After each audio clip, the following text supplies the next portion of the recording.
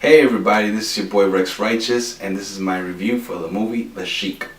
Alright, so this is going to be a new segment that I'm trying to bring together. I hope you guys like this. First thing I want to say to give a little shout out to Iron Sheik. I want to say fuck Mondays, even though Mondays is my favorite day of the week. I like to say fuck Mondays because that's how much I honor the Sheik, the Bubba. So anyway, when it comes to movie reviews, I'm going to curse a little bit. I'm going to be a little bit more open. So once again, I want to say fuck Mondays. And I want to give a shout out to the Iron Sheik again and say that this was a very good documentary, a biography type of movie. And it's been put on Facebook and, I'm sorry, not Facebook, Netflix. And it was a very good documentary that I got to see earlier today. So I wanted to give it a rating, and I wanted to break down what I liked about the movie and what I thought was So anyway, altogether, I know about the Iron Sheik. I know about him, so I kind of didn't really need to watch it, but at the same time, I wanted to watch it because it was featured on Netflix, once, as I said again. And I was interested to see it. I was like, man, I passed it up so many times. Let me go ahead and check it out. So I checked it out and I got to see where he started. And when he first started, if you're a wrestling fan, you might know this, that if you see in the movie, and if you saw it like I did, he looked a lot like Kurt Angle in the beginning of his life. When he had the USA stuff on, the jumpsuit, and he had all the Olympic gold on, and he had,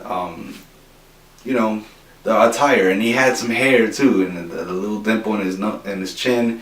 That was very cool to see him in a different light. He looked very athletic. He looked very strong.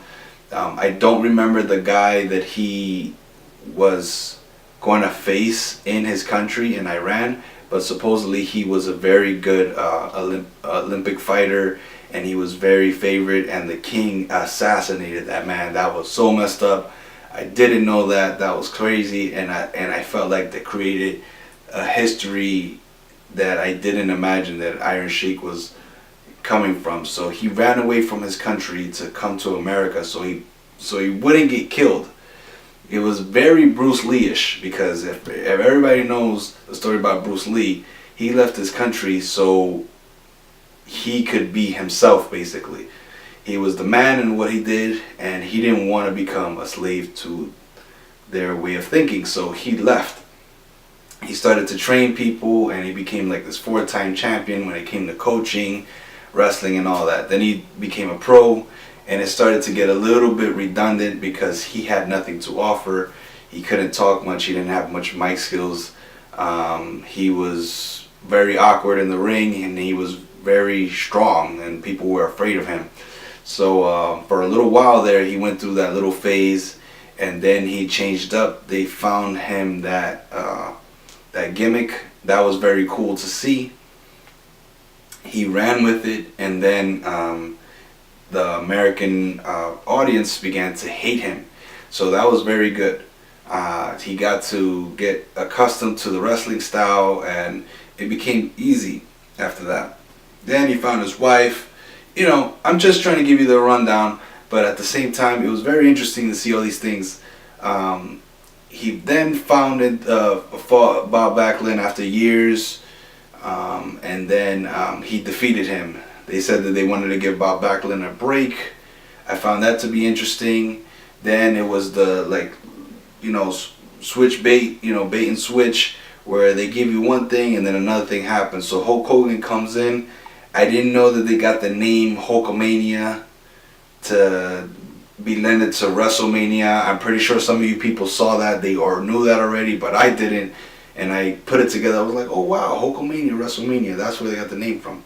So that was very cool to see that. And like I said, Iron Sheik kept moving on after that. He was very proud to be a champion. A lot of his people from his background loved him for that and never forgot him. So he kept going on and on and on, kept wrestling, and then he finally got in trouble, and then in the newspaper they found out that he was doing drugs. They stopped him, the police stopped him, and they said, how is it that an American wrestler like Bob or like Jim Duggan, I'm sorry, gets caught with, the Sheik. Everybody's like, the Sheik, he's from another country. Of course he's gonna be doing marijuana. No big deal. But Jim Duggan, the American champion, the big time wrestler, how in the world could this happen? Why would you get caught with a man like this? Plus, it was the guy that you were fighting at the time, because they were building all these guys, and they would create him as the next American hero. You know what I'm saying? And then they would have these people from Russia and Iran and make them like the big evil fight and all this stuff. But then when it came down to it, people started to figure out, oh well, this is fake, and then that was part of the catalyst that started to create this other world of people thinking, oh, well, wrestling's fake, it's not real. And for a while, people thought that wrestling was real. So, that was part of it. Of course, we all know the crazy history with steroids and Hulk Hogan and Vince McMahon with the little thing on his neck going to court so he could defend himself and make himself look good and rat all the people out that he gave steroids to, which I would say allegedly. You all know how this goes. But yeah, the movie was awesome. And I just want to say that I know a lot of stuff of this already, and the part that I didn't realize about him was after he started to do his commentaries and interviews with Howard Stern. Those things are legendary. All the ones with Beetlejuice, Iron Sheik Jr., Macho Man, the list goes on and on and on. It was so funny.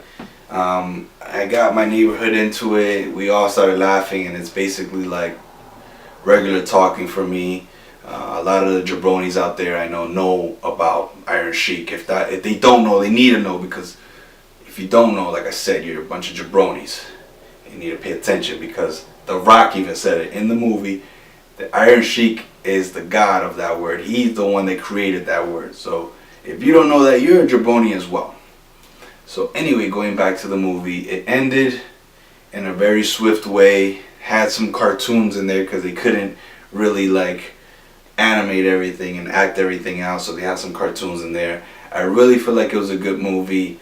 They talk about some of his drug addiction, and I don't want to spoil everything because it's a review, but at the same time, you need to look into it, because I'm not giving you everything right now, but like I said, there was some drug addiction in there, and when there's drug addiction, if you into that kind of stuff where you like to see the intervention type of shows, you're gonna like that movie. So go and check it out. You get to see how he remakes himself. It's very hard for a wrestler to make themselves popular again without being able to wrestle, as they said in the movie. He has mic skills now, and he's all over Twitter talking shit still to this day. So go and check him out. It's called The Sheik, and his Twitter handle is @the_Iron Sheik. So go and check that out. If you don't know about my page, like, share, comment, subscribe. And this is your boy Rick's Righteous. Peace.